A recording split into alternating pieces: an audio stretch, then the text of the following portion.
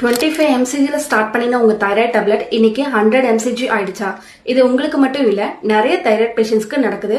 வணக்கம், நான் doctor Tilottama, homeopathic consultant. Tablet dose increase ஆச்சுன்னா உங்களோட தைராய்டு ரொம்பவும் மோசமாயிடுச்சு அப்படின்னு நினைச்சு நிறைய பேர் பயப்படுறீங்க. ஆனா உண்மை அது இல்ல.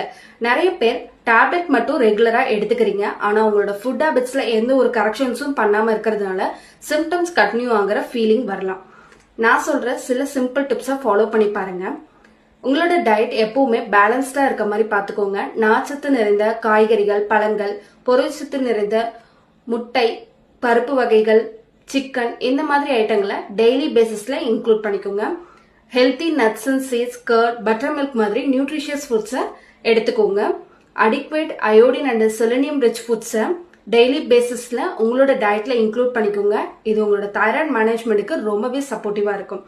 காலிஃபிளவர், கேபேஜ், ப்ரொக்கோலி மாதிரி க்ரூசிஃபரஸ் வெஜிடபிள்ஸை கம்ப்ளீட்டா அவாய்ட் பண்ணணும்னு இல்லை. குக்குடு ஃபார்ம்ல நார்மல் குவான்டிட்டியில எடுத்துக்கலாம்.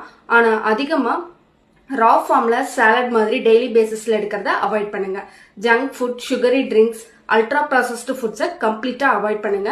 தைராய்டு டேப்லெட்டை எம்டி ஸ்டொமக்ல எடுங்க. டேப்லெட் எடுத்ததுக்கு அப்புறம் டீ இல்ல காஃபி குடிக்கிறீங்கன்னா மினிமம் 1 hour கேப் மெயின்டைன் பண்ணுங்க. இது உங்க மெடிசனோட அப்சர்ப்ஷனுக்கு ரொம்ப முக்கியம். இந்த மாதிரி யூஸ்ஃபுல்லான ஹெல்த் டிப்ஸ் தெரிஞ்சுக்கணும் அப்படின்னா கண்டிப்பா நம்ம பேஜை ஒரு ஃபாலோ பண்ணிக்கோங்க. என்னோட கன்சல்டேஷன் தேவைப்படுறவங்க ஸ்கிரீன்ல தெரியிற நம்பருக்கு கான்டாக்ட் பண்ணி அப்பாயின்மெண்ட்ஸை புக் பண்ணிக்கோங்க.